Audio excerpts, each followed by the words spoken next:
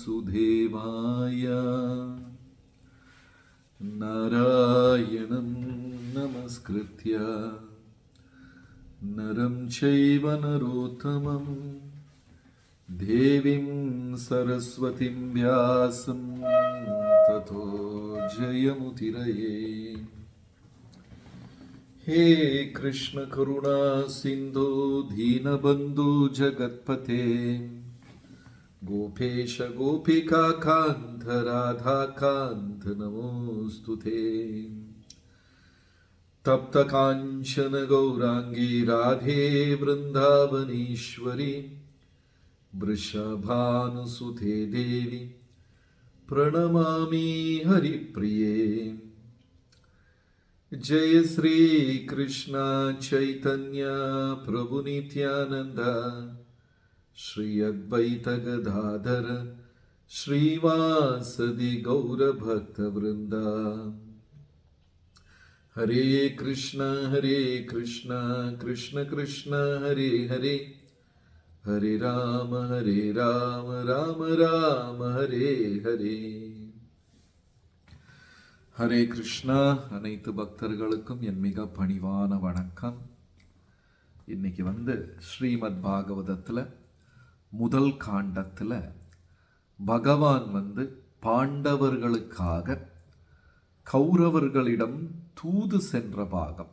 அந்த 4 ஸ்லோகங்கள் தான் கொடுத்திருக்கிறார்கள். பாண்டவர்களுக்கு உதவி செய்வதற்காக, பாண்டவர்களிடம் கருணை காட்டுவதற்காக பகவான் கௌரவர்கள் கிட்ட தூது போறார். அதாவது பாகவதத்திலையும் பகவத்கீதையிலையும் நிறைய இடத்துல பகவான் சொல்லியிருக்கிறார், பக்தர்கள் எனக்கு உயிர், பக்தர்கள் மேல அந்த அளவுக்கு நான் அன்பு கொண்டுள்ளேன், பக்தர்களுக்கு அந்த அளவுக்கு பகவான் முக்கியத்துவம் தர்றார். பாண்டவர்களுக்காக கௌரவர்களிடம் தூது சென்றிருக்கிறார் பகவான். இது பாண்டவர்களுடைய கதை மட்டுமே கிடையாது. நம்ம கூட தாயின் கருவறையில இருந்த பொழுது பரமாத்மாவிடம் சத்தியம் செய்தோம், நான் வெளியே போனா உங்களை மறக்க மாட்டேன், பகவானே இதுதான் என்னுடைய கடைசி மனித பிறவி, உங்களுக்கு கைங்கரியம் தொண்டு செய்து என் வாழ்க்கையை உங்களுக்கு அர்ப்பணித்து உங்களுடைய புகழ் பாடி உங்களை சார்ந்து வாழ்ந்து கொள்வேன் அப்படின்னு நம்ம எல்லாருமே தாயின் கருவறையில மறுபடியும் மறுபடியும் சத்தியம் செய்தோம்.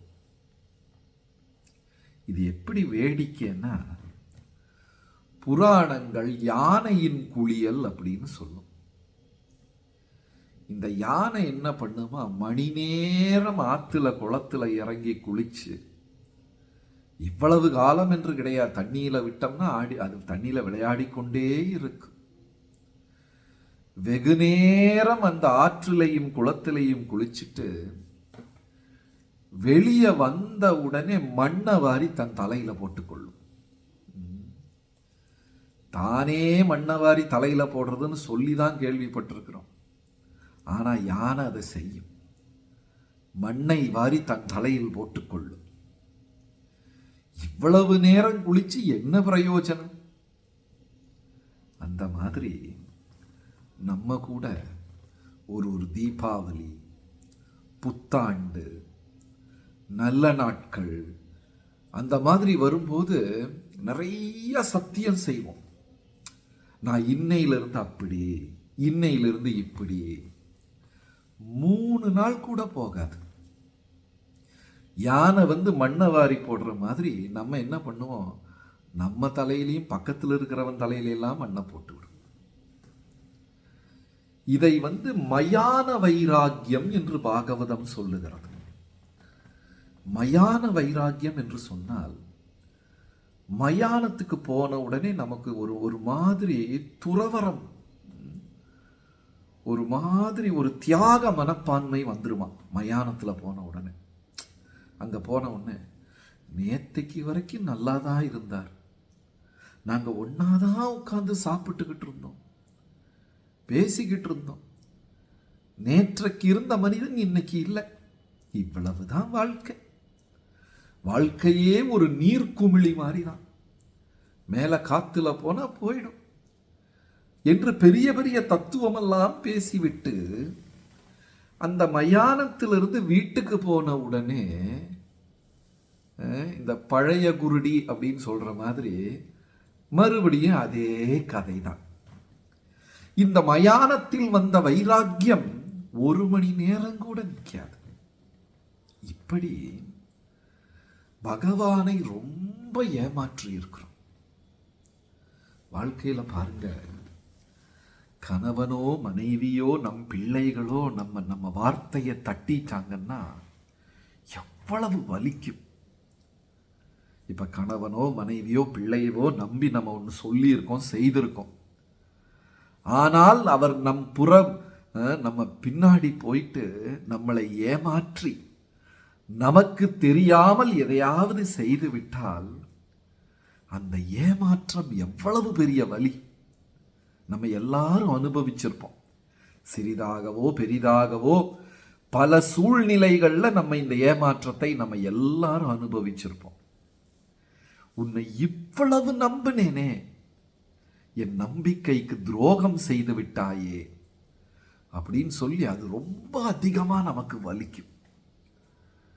பாருங்க, ஒரு பிறவியிலே ஒரு சூழ்நிலையிலும் பகவானுக்கு வாக்குறுதிகளை கொடுத்து கொண்டே இருக்கிறோம்.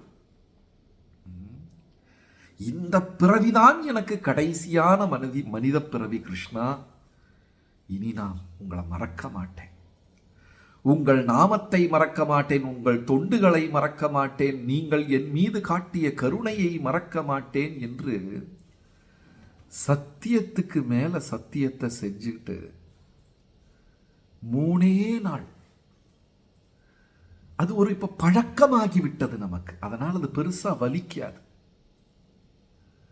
இப்படி ஏமாற்றுவது இப்ப நமக்கு பழக்கமாகி விட்டதுனால வலிக்காது.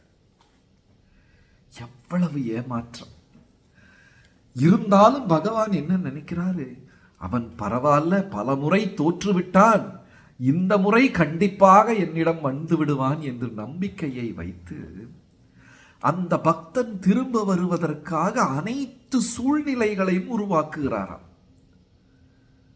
அந்த பக்தன் நாமஜபம் செய்வதற்காக, பகவத்கீதை பாகவதம் படிப்பதற்காக, தொண்டுகள் செய்வதற்காக என்ன சூழ்நிலைகள் தேவை இருக்குதோ அந்த சூழ்நிலைகளை எல்லாம் அவர் உருவாக்குகிறார். இங்க கூட அதான் நடக்குது. கௌரவர்கள் பாண்டவர்களை ஏமாற்றிக்கொண்டே இருக்கிறார்கள். என்ன சொல்லி கூப்பிட்டாங்கன்னா, தர்மரே வந்து விடுங்கள், உங்களுக்கு பாதி அரசாங்கத்தை தந்து விடுகிறோம் என்று சொல்லிதான் வரவழைத்தார்கள். ஒன்னும் கொடுக்கல. சூது விளையாடை அழைத்து, அதுவும் அன்பாகத்தானே விளையாடுறோம், நமக்குள்ள என்ன போட்டி பொறாமை என்றெல்லாம் கபட நாடகம் ஆடி 2 முறை சூது விளையாட அழைத்து எல்லாத்தையும் புடுங்கி 12 வருடம் காட்டுக்கு அனுப்பிடுறாங்க. அதுல கூட ஒரு சூட்சமம். என்ன சூட்சமம்னா, சூழ்ச்சி என்னன்னா, 13வது வருடம் கண்டுபிடித்தால் மறுபடியும் 12 வருடம். இது இந்த விடுகதை தீரவே தீராது. விநாயகருடைய கல்யாணம் மாதிரி. யாரு போய் விநாயகர் கிட்ட கல்யாணத்தை பத்தி கேட்டாலும் அவர் நாளைக்கு பண்றேன் பாரான், என்னைக்குமே நாளைக்குன்னு சொல்லிடுவார். அந்த மாதிரி சூழ்ச்சி செய்தார்கள். பாண்டவர்களை ஏமாற்றுகிறார்கள் என்று தெரிந்து கொண்டே பகவான் கடைசியாக ஒரு முறை சென்று நல்ல வார்த்தைகளை பேசுகிறார். தூதனாக போகிறார். ஏமாற்றம் நடக்கும், தன்னை எதிர்ப்பார்கள், பகவான் சொன்ன வார்த்தைகளை மீறுவார்கள், மதிக்க மாட்டார்கள் என்று அறிந்து கூட ஒரு தூய வைணவன் இப்படி இருக்கணும். நம்ம இந்த உலகத்தாரிடம் போட்டியிடக்கூடாது. ஏன்னா போட்டி பொறாமை இதுல வெற்றி பெற்றவர்களை நாம் போட்டின்னு சொல்றது விளையாட்டு போட்டி கிடையாது, அகந்தையால் உருவாகிற போட்டி. இப்ப நான் போட்டின்னு சொல்றதுனால விளையாட்டு போட்டிகள் எடுத்திருக்கிறது, அகந்தையால் உருவாகக்கூடிய போட்டி. சில நேரம் வீட்டுக்குள்ள நடக்கும். நான் பேசுவது எடுபடுமா இல்ல மற்றவர்கள் பேசுவது எடுபடுமா, யாரு பேச்சுல ஜெயிக்க போறாங்க, இது என்ன நைட்டு கப்பா கொடுக்க போறாங்க, வீட்டுக்குள்ள விட்டு கொடுக்காமல் பேசுவது, எப்படியாவது பேசி ஜெயித்து விட வேண்டியது. அதுக்கு எந்த உபகாரமும் கிடைக்காது, கப்பும் கிடைக்காது, சான்றிதழும் கிடைக்காது. ஆனால் நான் வென்று விட்டேன் என்ற ஒரு அகந்தை, நான் சொல்லுவதை எல்லாரும் கேட்கணும். பகவான் போய் ஹஸ்தினாபுரத்துக்கு போறாரு. விதுரர் சொல்றாரு, பகவானே நீங்க போகாதீங்க, துரியோதனனையும் அவன் மாமன் சகுனியையும் நம்பவே முடியாது, எந்த கீழ்நிலைக்கு கூட போய் விடுவார்கள். நம்ம கூட அப்படிதான் சில நேரத்துல சண்டை போட்டு அந்த சண்டையில் ஜெயிப்பதற்காக எந்த அளவுக்கு வேணா கீழே போவாங்க மனிதர்கள். அது எப்படி? பேசும் பொழுது பேசக்கூடாத வார்த்தைகளை பேசுவது, கோபம் வந்துருச்சு, அந்த வாக்குவாதத்தில் ஜெயிக்கணும் அப்படின்னு வரும் சூழ்நிலை வரும் பொழுது சில நேரத்தில் பேசக்கூடாத வார்த்தைகளை பேசி விடுவது. நல்லா தெரியும் இது பேசக்கூடாது, இது தப்பு, பேசி விடுவது. ரொம்ப நெருக்கமானவர். நீங்க பாருங்க, சில கொலைகள்லாம் இந்த உலகத்துல நடக்கும். அந்த கொலையை யார் செஞ்சிருக்கான்னு பார்த்தா ரொம்ப நெருக்கமானவர்கள் தான் அந்த கொடூரமான கொலையை செய்கிறார்கள்.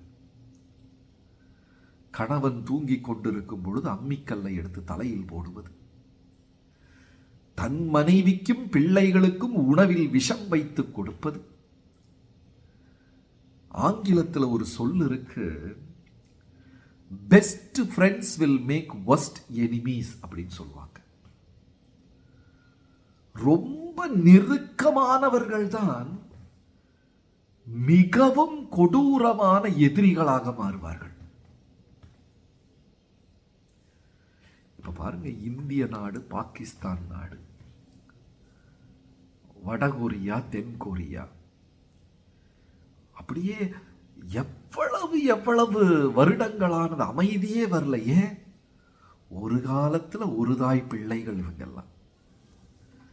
1947க்கு முன்னாடி இந்தியாவும் பாகிஸ்தானும் ஒரு நாடு, வடகொரியா தென்கொரியா ஒரு நாடு, ஒரு தாய் பிள்ளைகள். எங்க நெருக்கம் அதிகமா இருக்கோ அங்க இறைவனை பற்றிய எண்ணம் வராவிட்டால், விட்டு கொடுக்கும் மனப்பான்மை வராவிட்டால், ஆன்மீக சிந்தனை வராவிட்டால், அந்த நெருக்கமான உறவுகள் தான் வன்மமான எதிரிகளாக மாறிவிடுவார்கள். அப்போ என்ன நடந்தாலும் பாண்டவர்களுக்கு நிலம் கொடுக்க கூடாது, உரிமை கொடுக்க கூடாது என்று திண்ணமாக இருந்தார்கள் கௌரவர்கள். திரௌபதி கூட பாருங்க, தன் பிள்ளைகளை கொண்ட அஸ்வத்தாமாவை மன்னிக்க தயார். தன்னை அவமானப்படுத்தின துச்சாதனை மன்னிக்க தயார் இல்லை. அது அழகான கதை மகாபாரதத்துல. அந்த மாத விலக்கு காலத்துல திரௌபதி அரண்மனைக்குள்ள அந்த புறத்துல இருந்தார்கள், மறைந்திருந்தார்கள். அப்பதான் சூது விளையாட்டு நடக்குது.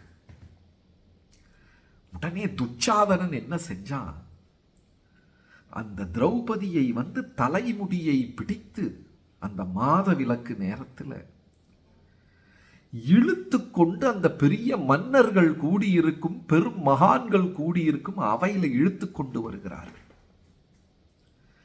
திரௌபதி சரியான ஆடையை உடுக்கவில்லை, சரியான கோலத்தில் இல்லை. தலையில் அடித்துக் கொண்டு அழுகிறார்கள் திரௌபதி. துச்சாதனா, நீ செய்வது மிகப்பெரிய பாவம். அரக்கன் காதில் உபதேசம் எங்க விழுந்தது. இழுத்து கொண்டு வந்து அந்த கதை எல்லாருக்கும் தெரியும். எந்த அளவுக்கு திரௌபதி தாயை அவமானப்படுத்த முடியுமோ அந்த அளவுக்கு அவமானப்படுத்தி விட்டார்கள் கௌரவர்கள். திரௌபதி வந்து சபதம் எடுக்கிறாங்க, இனி நான் என் வாழ்க்கையில என் முடியை கட்ட மாட்டேன், முடியை பின்ன மாட்டேன். எப்பொழுது பீமன் துச்சாதனின் மாரை பிளந்து அந்த இரத்தத்தை கொண்டு வந்து கொடுக்கிறாங்களோ அன்னைக்கு தான் என் தலைமுடியை பின்னுவேன் என்று ஒரு சபதம் எடுத்தார்கள். சரி, நியாயமான ஒரு விஷயம்தான், எல்லாரும் ஒப்புக்கொண்டார்கள். ஆனா அதே திரௌபதி பிற்காலத்துல என்ன நடந்ததா, தன்னுடைய 5 பிள்ளைகளை அஸ்வத்தாம அரக்கத்தன்மையுடன் வெட்டி கொன்றார். தூங்கிக் கொடுத்திருந்த 5 பிள்ளைகளை 100 துண்டுகளாக வாளால் வெட்டி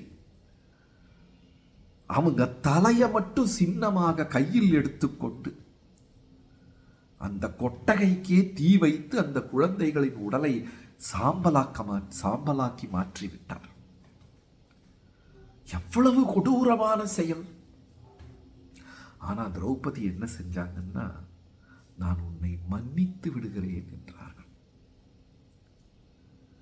ஏன்னா 5 பிள்ளைகளை இழந்து நான் கதறி அழுவது போலத்தானே உன் தாயும் அழுவாங்க, நான் மன்னித்து விடுறேன் என்று சொன்னார்கள். உடனே ஆச்சாரியர்கள் மகாபாரதத்தில் ஒரு கேள்வி கேட்கிறாங்க, இந்த மாதிரி அன்னைக்கு துச்சாதனனை மன்னித்திருந்தால் இந்த மகாபாரத போரே நடந்திருக்காது. அப்ப இப்ப நம்ம விஷயம் என்னன்னா, திரௌபதி செய்தது சரியா தவறாங்கிறது விஷயம் கிடையாது. எங்கேயாவது ஒரு நாளைக்கு ஒரு இடத்துல நாம் மன்னித்து விட்டு கொடுத்துதான் ஆக வேண்டும். அங்க கொஞ்சம் இழப்புகள் இருக்கத்தான் செய்யும். சில நேரத்தில் பக்தர்களுக்கு நடுவில் மனிதர்களுக்கு நடுவில் போட்டி வரும்போது கேள்வி கேட்பாங்க, நான் ஏன் விட்டு கொடுக்கணும், நான் ஏன் விட்டு கொடுக்கணும். யாராவது விட்டு கொடுத்து தோற்று கொடுத்துதான் ஆக வேண்டும். அது செய்தால்தான் வருங்காலத்தில் நீண்ட ஒரு அமைதி இருக்கு. அந்த தியாகத்தை யார் செய்ய முன் வருகிறார்கள்? இந்த உலகமே ஒரு விதமான தியாகத்துல தான் செயல்பட்டு கொண்டிருக்கிறது. மனிதர்கள் வேலைக்கு போறாங்க, யாராவது விருப்பப்பட்டா வேலைக்கு போறாங்க. வெயில்ல போய் வண்டி வாகனத்தை எடுத்துக்கொண்டு வெயில்ல சுத்தி வியாபாரம், தொழில், பலவிதமான வேலைகள், அலுவல்கள் செய்யறாங்க. விரும்பியா செய்யறாங்க? இல்லை. மாத கடைசியில இதில் கிடைக்கும் பணத்தால என் குடும்பத்தை காப்பாற்றி விடலாம் என்று சொல்லி நம்பிக்கையில் தியாகமாக செய்கிறார்கள். அம்மா வெயில் காலத்துல வீட்டுல அடுப்படியில வேலை செய்யறாங்க. சில நேரத்துல காய்கறியை நறுக்கும் பொழுது கை அறுந்து விடும். எண்ணெயில் பதார்த்தங்களை சமைக்கும் போது அந்த அந்த கொதித்து கொண்டிருக்கும் எண்ணெய் உடம்பில் தெரித்து விடும். எவ்வளவு காய்ச்சல், தலைவலி, உடம்பு முடியல, என்ன இருந்தாலும் சரி, ஒரு மாத்திரையை போட்டு கணவனுக்காகவும் பிள்ளைகளுக்காகவும் சமைக்க ஆரம்பிக்கிறார். அந்த அந்த ஒரு தியாகம் அவங்களுக்கு என்ன சம்பளமா கிடைக்குது? கிடையாது. பசுமாடு கன்றுகளுக்கு பால் கொடுப்பதோடு சேர்த்து மனிதனுக்கும் பால் கொடுக்கிறது. அந்த பசுமாட்டுக்கு என்ன கிடைக்குது? ஒன்றும் கிடையாது. எல்லாமே ஒரு தியாகத்துல தான் போகுது. ஆனா கலிகால மனிதனின் சிந்தனை என்னவென்றால், நான் ஏன் விட்டு கொடுக்க வேண்டும், நான் ஏன் தியாகம் செய்ய வேண்டும், நான் சொல்றது சரிதானே. இதனால போட்டி எப்படின்னா, இந்த கயிறுல முடிச்சு போட்டுக்கிட்டு 2 பேர் 2 பக்கம் இருந்து இழுக்கிறாங்க. இழுக்க இழுக்க இந்த முடிச்சு இறுகி கொண்டே இருக்குமே தவிர இந்த முடிச்சை கழட்ட முடியாது. முடிச்சை கழட்ட வேண்டும் என்றால் யாராவது ஒருத்தர் கயிறை விட்டுதான் ஆக வேண்டும். 2 பேரும் இழுத்து பிடிச்சுக்கிட்டு எப்படி முடிச்ச வைக்கிறது? அப்ப பகவான் கடைசி ஒரு வாய்ப்பாக கௌரவர்களிடம் போறார். அப்பவும் போய் சொல்றார், திருதராஷ்டிர மன்னா, இப்பொழுதும் கண் தெரியாத குருடனாக இருந்து விடாதீர்கள். நீங்கள் மறுப்பது பாண்டவர்களின் அடிப்படை உரிமை. அவங்க சத்திரிய பிள்ளைகள், மூத்த பிள்ளை தர்மர், அதனால அரசாங்கம் அவருக்குத்தான் போகும். சரி, பரவாயில்ல, உங்களுக்கு கொடுக்க விருப்பம் இல்லை, பாதியாவது கொடுங்க, என்ன தவறு இருக்கிறது? சரி, அந்த பாதி நாட்டை கொடுக்க உங்களுக்கு விருப்பம் இல்லை, பரவாயில்லை, ஒரு ஊராவது கொடுங்க. அந்த ஊரையும் தரமாட்டோம் என்று சொன்ன பொழுது ஒரு கிராமமாவது கொடுங்க, 5 கிராமம், 5 பேருக்கு 5 கிராமத்தை கொடுங்க. ரொம்ப பகவான் பாண்டவர்களுக்காக இறங்கி வருகிறார். ஆனா துரியோதனன் எழுந்து சொல்கிறார், ஊசி குத்தும் இடம் கூட நான் கொடுக்க மாட்டேன். நான் என்னுடையது விட்டுக் கொடுக்காத மனப்பான்மை, அது விலங்குகளின் மனப்பான்மை. ஒரு உணவு துண்டை எரிந்து வீசினால் விலங்குகள் அதை பிடிச்சு ஒன்று கடிச்சுக்கிட்டு போகும். ஆனா அந்த விலங்குகள் கூட வயிறு நிறைஞ்ச அப்புறம் போகாதான். சிங்கம் அப்படியே ஒரு 4-5 நாளைக்கு ஒரு நாளைக்கு வேட்டைக்கு போகும். வேட்டைக்கு போய் வேட்டையாடி வயிறு நிறைந்து விட்டால் அடுத்த 4-5 நாட்கள் உணவை பத்தியே நினைக்காது. சரி, பாக்கியை கொண்டு போய் ஃப்ரிட்ஜில் வைக்கலாம், அப்படியெல்லாம் சிங்கம் நினைக்காது. மனிதன் அவன் தேவைக்கு, அவன் குடும்பத்தின் தேவைக்கு, அவன் வீண் செலவுக்கு, எதிர்காலத்தில் நான் உபயோகம் செய்வேன் என்ற குருட்டு நம்பிக்கையின் பேரில் எவ்வளவு சேர்த்து வைக்கிறார். ஒரு ஊசி குத்துற இடம் கூட நாங்க தரமாட்டோம். உடனே பகவான் சொல்கிறார், துரியோதனா, நான் உன்னிடம் பேசவில்லை, மன்னர் திருதராஷ்டிர மன்னரிடம் கேட்கிறேன். மன்னா, நீங்க தரலன்னா உங்களுக்கு நன்றாக தெரியும், உங்கள் பிள்ளைகளை விட பராக்கிரமசாலிகள் பாண்டவர்கள். உங்க கண் முன்னாடியே உங்க 100 பிள்ளைகள் இறந்து விடுவார்கள். அவர்கள் உடலை ஓநாய்களும் கழுகுகளும் தின்று கொண்டிருக்கும். இங்கே ரத்தம் ஆறாக ஓடும். அதை கேட்ட உடனே திருதராஷ்டிரர் பயந்து விடுகிறார். இருந்தாலும் துரியோதனனின் வரட்டு இருமாப்பு வார்த்தைகளை கேட்டு நம்பி விடுகிறார். பகவத்கீதையில ஒரு அழகா 4 ஸ்லோகம் இருக்கு பாருங்க. பகவான் முதல் ஸ்லோகத்துல சொல்றாரு, அர்ஜுனா, பக்தர்களே, உங்கள் மனதையும் புத்தியையும் எனக்கு தாங்க அப்படின்னு சொல்றாரு. ரொம்ப பெரிய விஷயம்.